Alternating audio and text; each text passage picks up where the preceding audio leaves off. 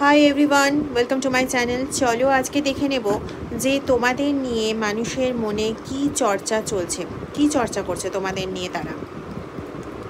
চলো দেখে নেওয়া যাক কি চর্চায় চর্চিত হচ্ছ তোমরা। ওকে। ও ও তোমরা নিজেরাই যদি চর্চার পাত্র হয়ে দাঁড়াও, তোমরা যদি চর্চার টপিক নিজেরাই দিয়ে দাও। ও ও আরে বাবা। আচ্ছা দেখো, অনেক ও হলো, এবার আসল কথায় আসি।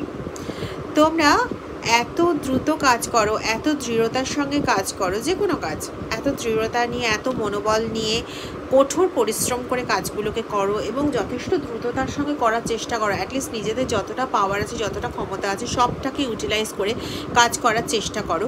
তো সেটাই হচ্ছে মানুষের মধ্যে প্রধানভাবে একটা ঈর্ষা তৈরি করে দেয় এবং সেই ঈর্ষার বর্ষবর্তী হয়ে মানুষ চলে যায়, মানে পালে পরে ঘোড়ায় ছুটে যাওয়ার মতন এতটা ক্ষিপ্র গতিতে গিয়ে অন্যের কাছে তোমার নামে নিন্দা করতে শুরু করে, যাতে অন্যেরা তোমার জায়গায় তাকে একটু বেশি অ্যাটেনশন দেয়। ঠিক আছে, হতে পারে সে তোমার খুব ভালো বন্ধু বা তোমার পরিবারে তোমার খুব কাছের জন, যার সঙ্গে মানে যার তুলনায় তোমাকে একটু বেশি ভালো বললে তার একটু অস্বস্তি হয়, তার একটু হিংসে হয়, তার একটু জেলাসি হয়। ঠিক আছে, এই জন্য সে নিজেই মনে মনে অত্যন্ত জেলাস ফিল করছে এবং তোমার নামে বিভিন্ন রকম চর্চা করছে। বিভিন্ন রকম চর্চার মধ্যে বলা যেতে পারে যে নেগেটিভ চর্চা করছে, তোমার সম্পর্কে মিথ্যে কথা বলছে, তোমার সম্পর্কে এমন কিছু বলছে যেটা সঠিক নয়। তুমি নিজে যখন শুনতে পাচ্ছ, সেটা ক্ল্যারিফাই করতে যাচ্ছ, ক্ল্যারিফাই করতে গিয়ে দেখছো তোমার এগেনস্ট ওই মিথ্যে নাটক করে এমন